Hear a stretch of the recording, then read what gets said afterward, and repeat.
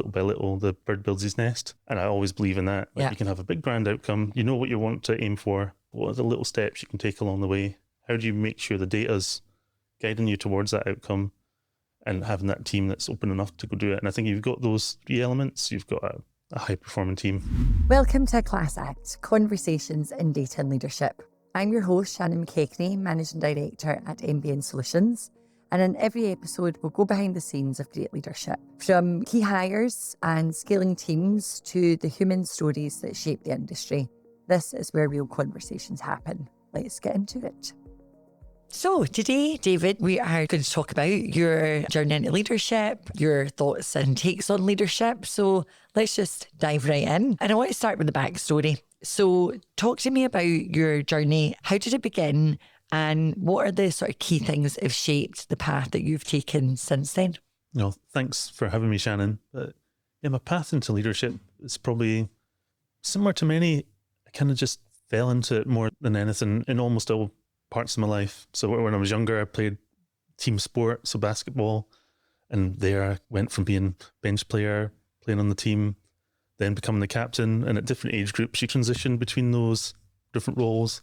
And you kind of got comfortable with that, and just a quiet person who just through their actions took a role in that. Then work-wise, through part of my university course, you had the chance to do a work placement. So I got a job at a company called Newland Budge, and that was a fantastic place. So I started off in the kind of support team there, which I think is a great place for anyone in tech to kind of start their career. Loads of prioritization. You're kind of on a support call. You might have a priority 1 ticket from one customer, a priority 2 thing for someone else. You've got to learn all those kind of skills, work with different team members to get different skills into the kind of job that you're trying to do. And you kind of subtly start to learn those leadership skills from people you're working with. And then through that, I kind of got the chance to go into a development team, kind of soaking up from different mentors and stuff in that.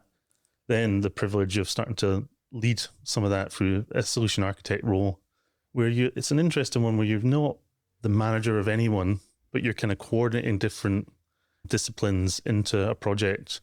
And increasingly those projects got bigger and bigger, more disciplines involved.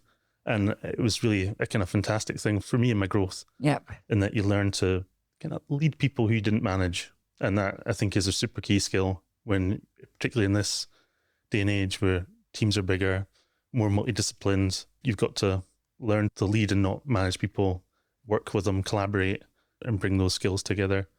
And through that, I'd worked in consulting for quite a while, loads of different projects, loads of great customers. We got bought by Sopra, what's now Soprasteria, bigger projects, different country. It's a fantastic role. But at that point, I was looking to maybe take that journey to be client side. It's really fun to be doing these point projects and get involved, but you're never really the owner of that system or that solution at the end of the day.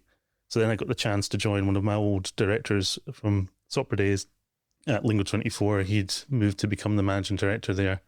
And he was like, look, we're looking for a CTO. We've got some tech in the business. We really want to make the business tech enabled. Do you want to come and do that? And that was fantastic. So I went to be the CTO there, and ended up actually for the first time probably managing loads of different teams. We had product, engineering, support.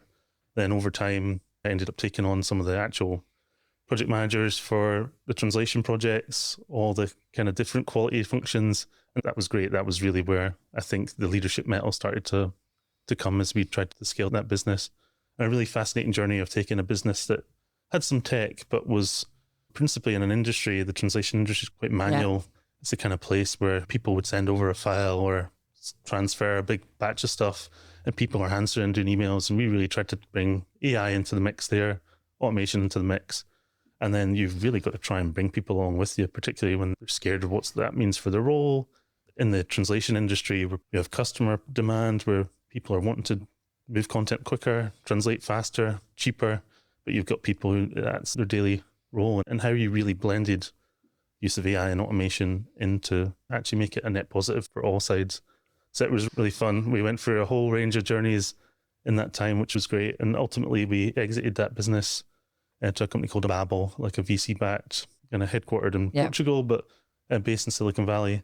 And through that, you take your time out to go do something different. And I had a brief period as the CTO at Amici Procurement, which was a fantastic business not far from here. And that was, again, really fun, taking a small team, trying to put some structure around it and build some of the processes in. But along that way, I was getting that AI had become the hot thing, having been wrestling to get people to use AI and going through a lot of those challenges. All the things people were facing were stuff that we'd faced before. And then that niggle was there, like, God, I'd like to get involved. Some unfinished business as well. I think we could have ran a bit longer at Lingo. So yeah, after a couple of years at Amici, decided to take the step out and go do it again. So about just over a year ago now, started BloxWeaver, and we've really been on the journey to try and code away, build the platform, and then go start on the journey again, trying to really rebuild a content-based solution with the kind of tech of today, and learning from a lot of the challenges our customers had in the Lingo days, where we were doing more than just translation for them. We're almost like a content reuse engine and doing consulting around how they manage and use their content. So really trying to bring that to the new solution and Go. So they're leading in a different context, leading a very small business, trying to grow it. So yeah. It's a really fascinating journey, actually, because as you mentioned, obviously AI is a hot topic now, but we're talking Lingo days is maybe close to a decade ago. So you were already in that space, which I think makes sense now to go and become a founder of something yourself, having had that level of experience and that journey when it was maybe just a word on people's lips rather than actually people working with AI and using AI to solve business problems. You guys were doing that years ago. Yeah, it's been interesting. Even just simple things like hallucinations and models, it was the kind of stuff we were having to deal with. Say the transition from statistical machine translation to neural machine translation, very fluent, very like nice text coming out, but the accuracy wasn't quite there, and how you dealt with that and the techniques to do that. It's the same thing people are trying to do now with an LLM, and all those kind of things, the disruption to people's roles. And we started automating supplier selection, say for project managers, how you modeled their mental model to make a good selection, so it was something they could trust. All these kind of things are really what's at play now. You're trying to build an AI agent. Like, how are you modeling the mental model of someone and the process they're taking so that they can trust the outcome? It's doing the similar things that they would do, but also recognizing it's a statistical model at the heart. It's not a human. And how do you blend in that thinking, feeling that a human can do and fuse that together? And that's really the art, which I think we had a lot of the challenges along the way to do that, whether it was on the translation side, the project management side. That's what everyone's starting to wrestle with now, and having that experience. And like, the technology is just supercharged today. Like, what can you do? Well, that's it. You were working on some of the legacy stuff of what exists now. And I think one of the key things that you mentioned within that is the importance of leadership when people do have a fear over working with something that's brand new. So I'm keen to take that leadership question and ask, in your own opinion, what makes a great leader in the world of today when we are surrounded by these brand new tools that do bring a level of uneasiness to teams? Yeah, I think for me, leadership is all about creating an environment that's safe in a way. Like, because I think a key part of anyone in their role is being psychologically safe and feeling that they can express a concern and know that it'll be heard. Maybe it may not be what you want as action, but you've been heard, and you're able to share those fears, frustrations, concerns, and know that someone's going to take it seriously and act on it. And then as a leader, having the humility enough to go and roll your sleeves up, get in the trenches, see what really happens, and really consider, back to that mental model side of things, what's really going on and how can you blend that together, recognizing that things will change and you want to bring people along with that. And I think that's the key heart of leadership. What's the outcome? How do you make people feel safe with it? And then how do you blend that in so it has a positive impact on them?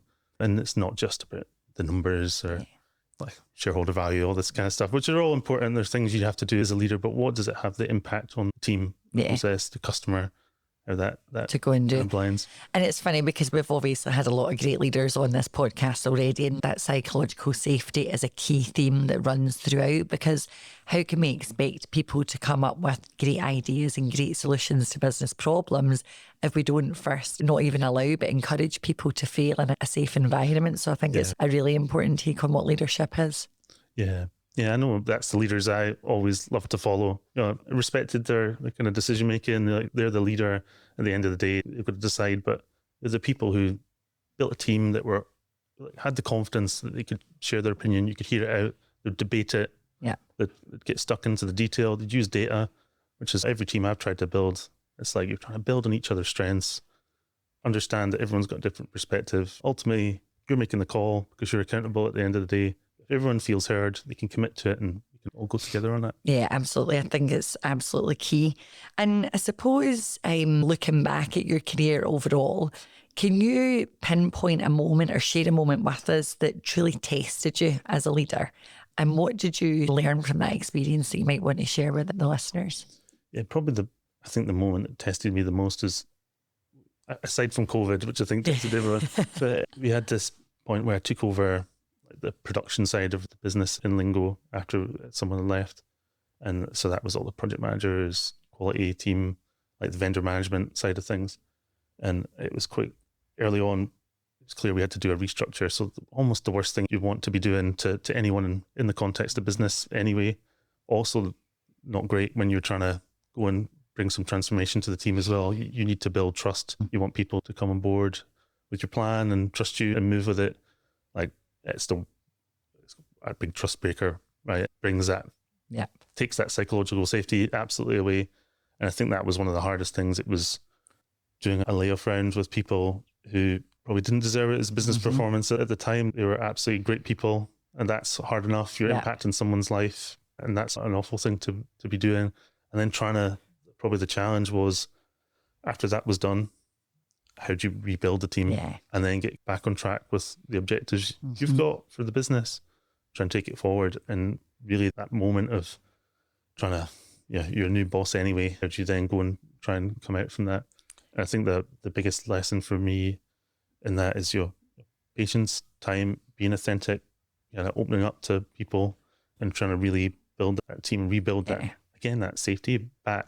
We had to build a relationship with them from the top to the bottom. Like, he was sitting, rolling the sleeves up, getting on the desk beside the project managers, learning what they did, trying to show that we're keen to understand what really went on, and then try and work together from there. But it truly was, I think, one of the toughest, toughest moment. I think that says a lot about you, David, as a leader, that, when you're asked that question all these years on, it still sticks with you as the most challenging time. And I think I work in recruitment, so I see layoffs, redundancies, sadly, every single day. And it is really difficult for leaders to navigate that. But I think the way that you've put it, the fact that if you can be authentic and really understand, or at least try to understand how it's impacting people, how it's impacting their lives, and being realistic about the fact that it does break that psychological safety and it's something that has to be rebuilt, I think is a really, really great way to look at it, and shows the type of leader that you are when you are faced with challenging situations like that. Yeah, so I can't imagine anyone getting used to doing something like that. It's like just the most awful thing. Yeah, and I think if you do that, you're probably not the best type of leader. So you've worked across, obviously, loads of different industries. We met when you were at MHA Procurement, but I'd known about you from the sort of Lingo 24 days. So loads of different cultures, different teams. What do you think would be one common thread that you've found when it comes to building a high-performing team? One of the people I worked for at Sopra was a lady, Alison McLaughlin, and she introduced to us the strengths-based leadership. And I think that's it's shaped everything I've done after around building teams. It was really insightful at the time, because there's some teams, I don't think I've ever worked for a poor-performing team, but I worked in teams that didn't quite work as well as their teams. Yeah. You put it in that lens when you're looking at individual strengths. We're a team that wasn't composed well. It wasn't balanced with the different strengths and weaknesses to make a cohesive whole. And I think for me, that's really at the heart of it, trying to look at your team, understand everyone's got different strengths and weaknesses, try and make a balance so you've got that different consideration, and then make a team that's open enough to talk. I think all the teams that I've built, we've had a nice, straightforward relationship. Everyone felt they could air what they needed to air, and you could work on that together. And the other kind of key principle for me, aside from the strengths-based side of things, was follow the outcome, follow the data. Like, it's great to have a plan, but your plan's normally wrong from the moment you've created it. Like, if you know the outcome you're looking to achieve, you can slowly start to build steps towards that. There's a French proverb, the translation would be little by little, the bird builds his nest. And I always believe in that. Like, you can have a big grand outcome, you know what you want to aim for. Like, what are the little steps you can take along the way? How do you make sure the data's guiding you towards that outcome? and having that team that's open enough to go do it. And I think you've got those three elements. You've got a high performing team because everyone knows what they're aiming for. They've got the safety to be open. Yeah. And if you're sharing values as a team, people can make decisions knowing what the outcome is. You don't need you to be guiding every day. You can make calls. Does this action take us to there? And over time, it just compounds. Yeah. And suddenly you're there. And some of the best projects we've done at Lingo, for instance, trying to get our automated ordering. So we had a big pool of project managers, really smart people and very creative and loads of linguistic talent. They've got the thinking, the feeling, the part a computer can't do. There's loads of stuff they were doing that a computer can do, transferring files, reshuffling them, formatting them, adjusting them. We wanted to transition from having the bulk of our orders literally being an email to someone or a phone call to you go on the online system, you upload it, we can take all that complexity away, and the project managers focusing on working with the vendors, making sure they've got everything they need, managing any critical aspects that are going wrong, making sure things are on track, using their value and getting closer with customers to win new business or expand that, the stuff that they can do or they're uniquely placed to do. And that was a huge transition. And we'd set at the start of the year, maybe about 12% were ordered online. Like at the end of the year, we fully transformed this. So we set a goal of 98% ordered online by the end of the year. Everyone's like, this is crazy. But as a team, each week, we just kind of met what's stopping us getting this next chunk on, using the data to go guide which customers would be good for this, which have got a blocker, what do we need to add to the platform to make that work? And lo and behold, we hit that number. I was personally skeptical. The team were like, they were increasing the number I had in my head, but I'm like, let's go for it, right? Yeah. Let's see what happened. And it was all around that. A team who were comfortable with saying, this is never going to work because we need this here. Yeah. And we're like, right, we'll reprioritize the roadmap to put that in. But all those things, little by little, we got there, and it went from being everyone a wee bit nervous about it to the latter months, like, how do we get this last customer on? So we want that. It's creating that belief, isn't it? And as you kind of going back to that sort of psychological safety of being able to say, well, it's not possible because of this, but then making those changes. And I think back to the strengths-based leadership, there also comes an element of having to remove ego, because I know certainly in my own journey, there's been elements or times in my career where I've thought that I should or I need to be brilliant at everything and I need to be the best. But I think one of the key traits of a strong leader is to understand where your strengths and your weaknesses are and highlight the strengths in the other team to really, that's what teamwork is effectively, isn't it? Is not feeling that you have to do it all yourself or that you should be the best in the room at it. Yeah, for sure. We're definitely away from that culture of the omnipotent leader who knows everything. That doesn't work in today's modern world, multidisciplinary world, fast-paced world. You need to have a solid team, people who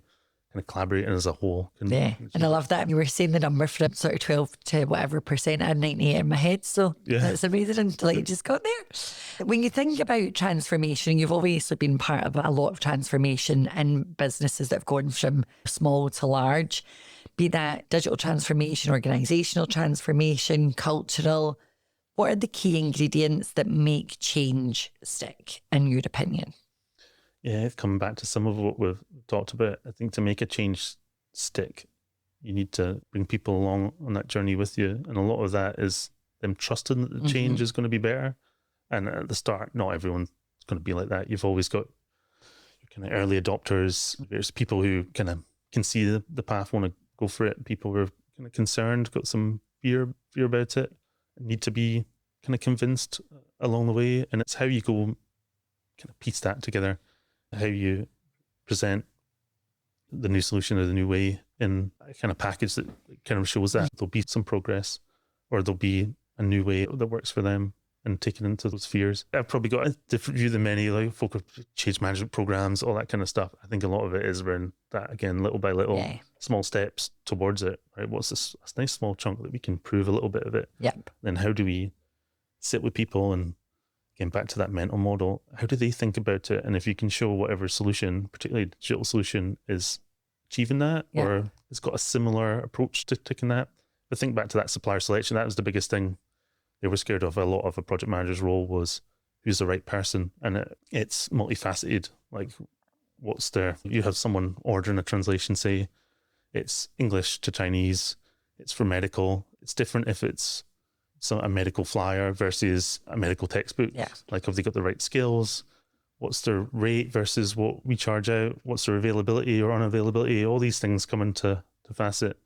And you've got to construct something that, how do you think about it? And if you can show people along the way, like I'm going, hey, Shannon, show me what you do. How do you decide? And you can see that we've incorporated some of that into the platform. And typically, digital solutions have benefits that you wouldn't have. You're building that trust. You've got people coming, and that's when solutions actually kind of take hold instead. Because again, that was one met with absolute skepticism. You cannot make a system I would pick. And at the first cut, we did not make a system that picked out they would pick, because we were kind of learning, trying to build the models to kind of do that.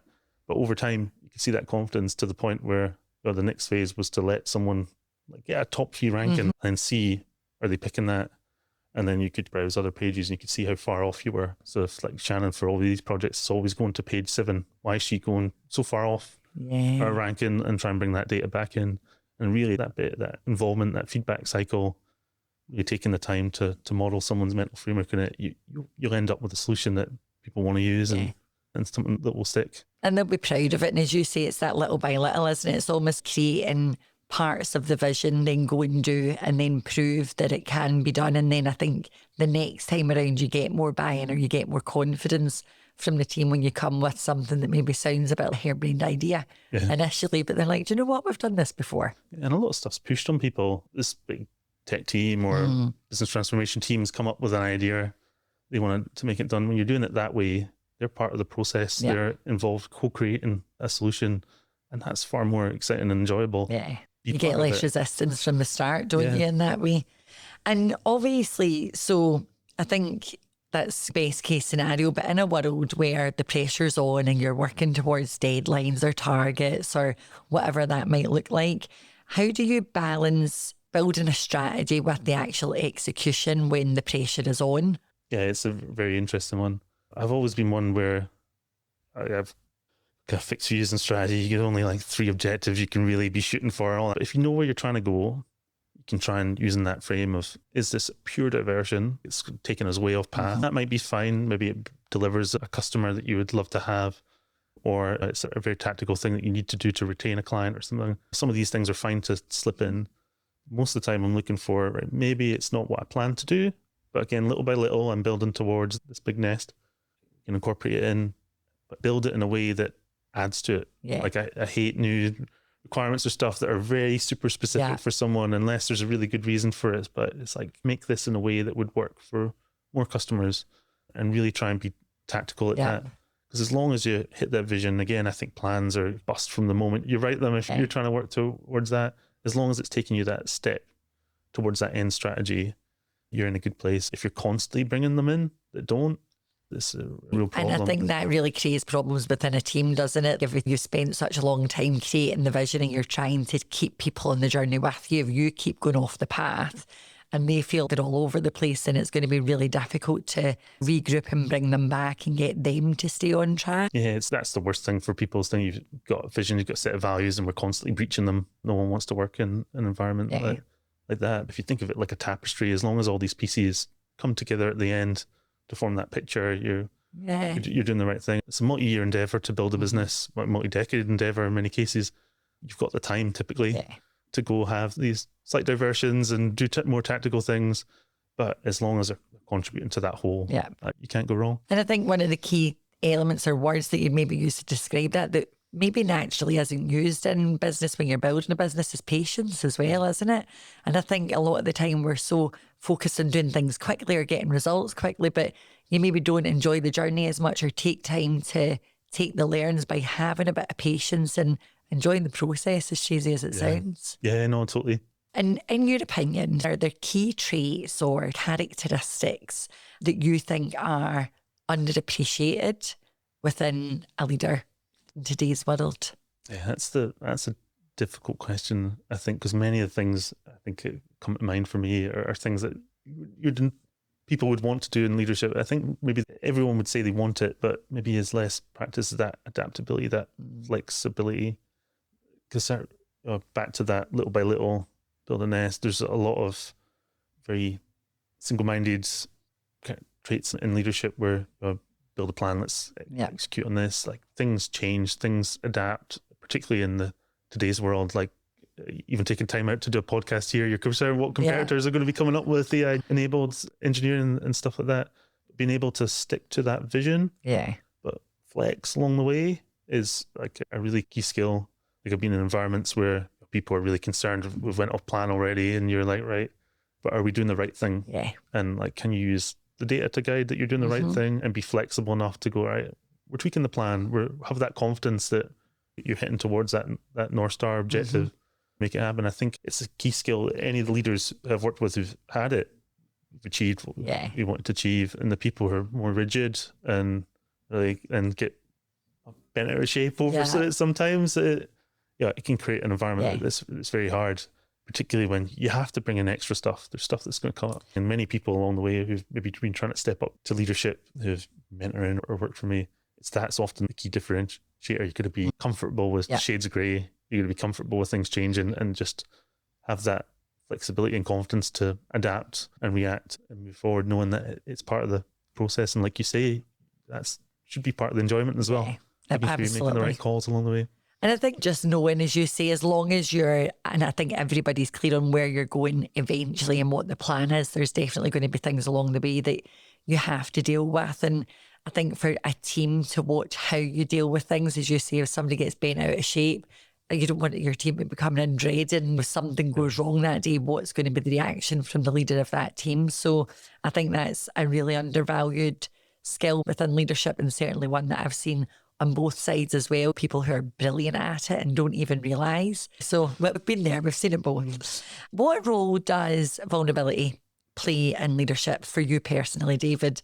And how do you personally go about creating trust within the team, thinking specifically about that vulnerability?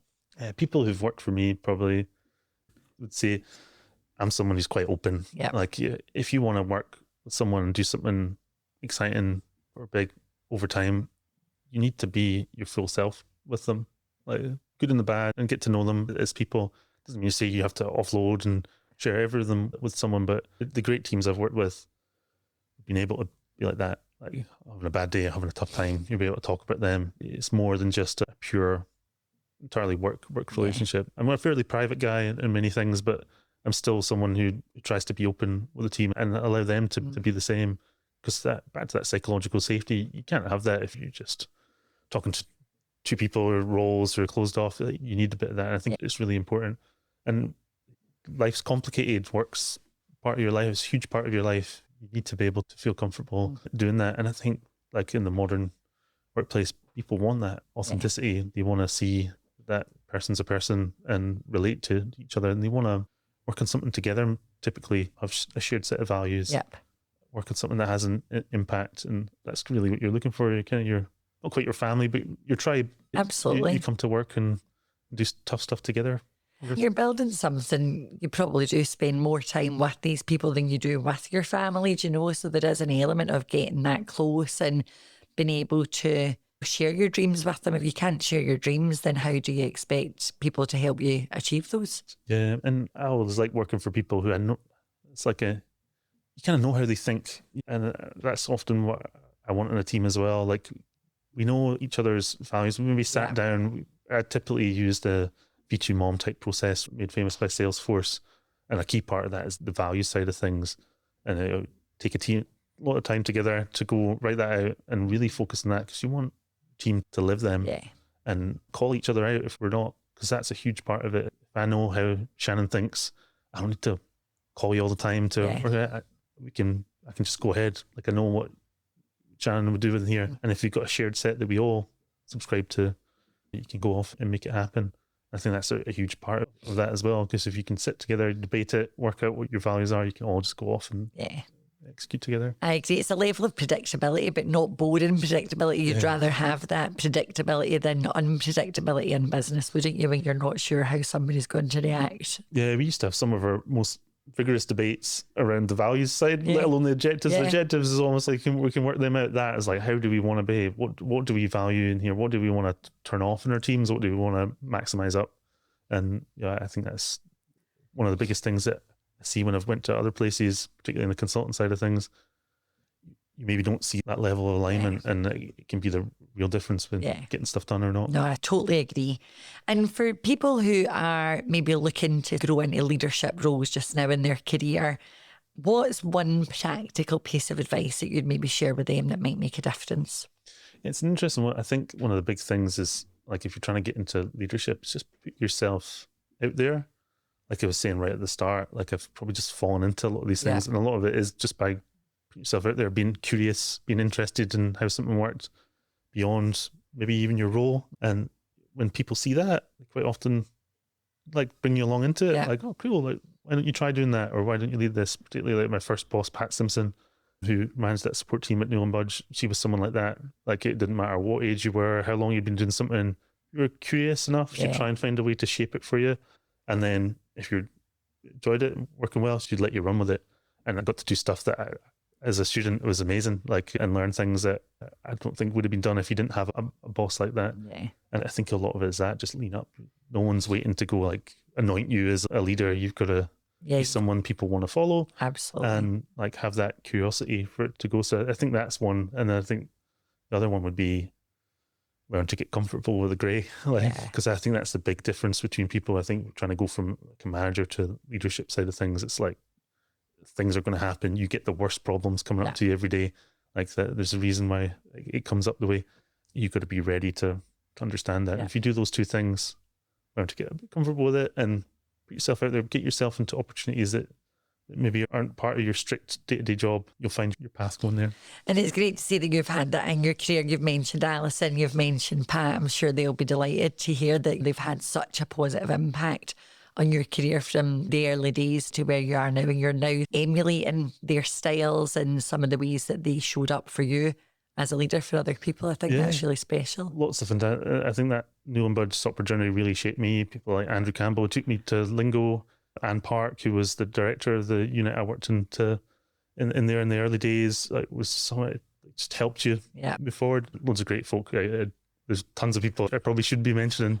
You can save that for when you win awards for your new company you've set up, David. But I think that environment, I think that's really shaped me, that environment from Newell & Budge to Sopra, and just how they worked. Like it was just that kind of place. If you wanted to do something, they'd help you do it. It was a place, like real entrepreneurial type approach. I'm excited for you to take this opportunity. For any listeners, talk to us a little bit about BloxWeaver and what you're doing and what's the exciting things that are coming up there. Yeah, it's a BloxWeaver, like I was saying earlier, it's like a chance to build a kind of content platform that I wish our customers had when I was at Lingo. And that in the broadest sense, not just on the translation side of things, but how you manage content, how you create content, how you do that at scale, and really use AI to enable that. So we've been kind of off building the platform for that side of things. First step had been trying to build the platform to replicate some of the translation side of stuff we've got there, and we've got our customers who do that with us. So maybe trying to scale and go to new markets, like really translating that content, maybe decision making on where they should go, how they should structure that. Even people who've never done it before, what do you need to do in your systems to get them ready, that kind of thing. And now we've started working on more the content management side of things, and a kind of a composable content management structure where there's lots of great solutions out there for what we call composable content management, where you can piece content together and reuse it. They're quite technical, terse, hard to use.